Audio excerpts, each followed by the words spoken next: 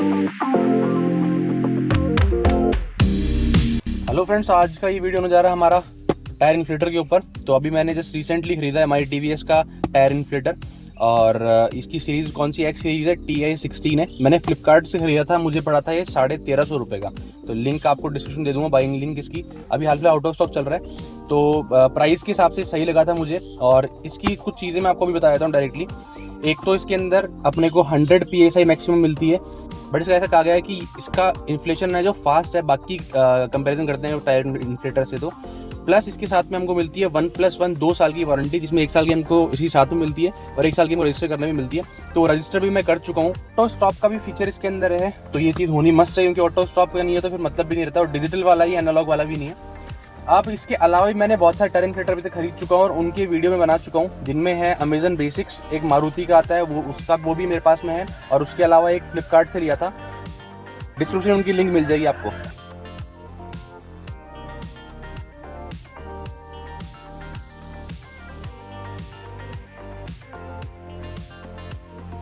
Football, तो ये आप मतलब इससे साइकिल के टायर वगैरह, ये इन्फ्लेटेबल्स जितने भी आते हैं टॉयज वगैरह वाले, इनको भी आप फिल कर सकते हैं गाड़ी के टायर के अलावा।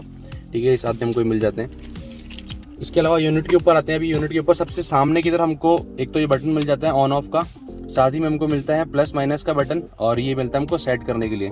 ऊपर LED देखने को मिल जाती है। अब इसका स्विच है ही नहीं, कोई दिख रहा नहीं है, तो देखते हैं कैसा काम करती है। तो ये जो अपना टायर में लगेगा वो हिस्सा है, वो जिसको हम बोलते हैं। तो ये प्रॉपरली फिट होने के लिए देखो इसके अंदर दिया हुआ है, लॉक लग जाते हैं, तो आप दबा के इसको फिट कर सकते हो।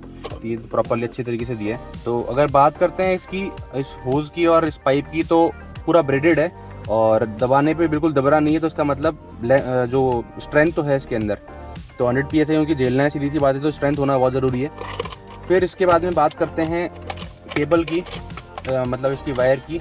तो वायर की लेंथ जितने की मुझे बाकी सब में मिली थी उतनी ही लग रही है मुझे, कोई डिफरेंस नहीं है, सेम ही साइज़ है, हल्का सा ऊपर नीचे हो सकता है। इसमें सिंगल 2 आपको वायर मिलते हैं और आगे से इस तरीके से मिलता है, कुछ नहीं, वो प्लग इन करना होता है। तो सबसे पहले इसको प्लग इन करके देख लेते हैं। ये अपने यहाँ पे लग गया है।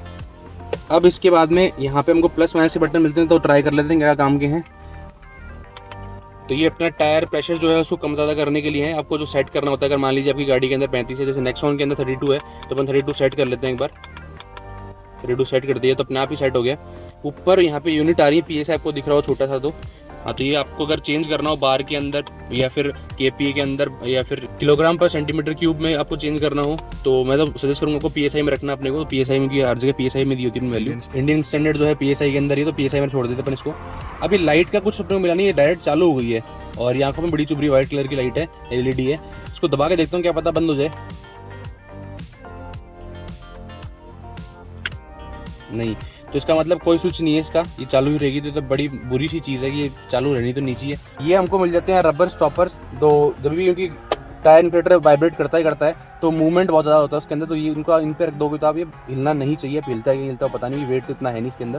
तो क्योंकि ये नीचे रबर के लगे हुए तो आवाज़ नहीं करेगा, क्योंकि ये बॉडी पार्ट टच नहीं होंगे इसके, कुछ नहीं, नॉर्मल स्क्रू से कनेक्टेड है और स्पेशल ऐसा कुछ दिख रहा नहीं इसके अंदर मुझे बताने को।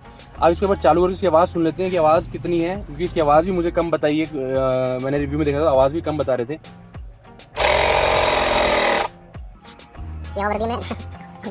तो आवाज़ ऐसा कुछ नहीं बोल सकते कि बहुत ही कम है या फिर बहुत ही ज़्यादा है, नॉर्मल आवाज़ जैसी होती है बाकियों के अंदर, बस नया है तो आवाज़ थोड़ी कम आ रही है। तो अब चलते हैं इसकी टेस्टिंग करते हैं। 32 अपन ने सेट कर लिया है, क्योंकि नेक्स्ट वन में 32 ही होता है, और आपको दिखा भी देते हैं कहाँ पे लिखा होता है।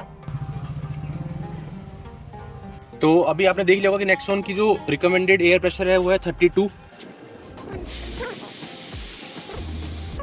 तो मैंने भी इसकी हवा थोड़ी निकाल दी है ताकि अपन इसको भर के चेक कर लें, और इसमें 32 भी चेक सेट कर दिया अपन ने। तो देखते हैं ऑटो कट वगैरह होता है क्या, प्रॉपर्ली काम करता है कि नहीं करता। पहले इसको लगाते हैं। तो अभी इसके अंदर हवा कम करने के बाद मुझे दिखा रहा है 26। तो अभी बढ़ते हैं। तो ये कुछ नहीं, आगे से ये टाइट करने वाला, ये क्लिप वाला नहीं है, तो क्लिप वाले से बेटर ये वाला रहता है। वैसे जल्दी खराब होता है, खराब नहीं होता, तो लॉन्ग अच्छी लाइफ चलेगी इसकी।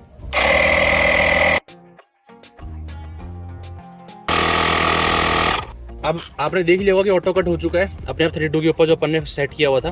और पाइप की बात करें तो हल्की सी पाइप जो है यहाँ से ठंडी पड़ी है, बट अगर स्टार्टिंग की बात करते हो तो यहाँ से थोड़ी गर्म हुई होगी, यहीं से ही ज़्यादा प्रेशर इसमें बिल्डअप हो रहा है। और बात करें आवाज़ की, आवाज़ कंपैरेटिवली मुझे कम लगी, और सॉफ्ट भी, तीखी आवाज़ नहीं है।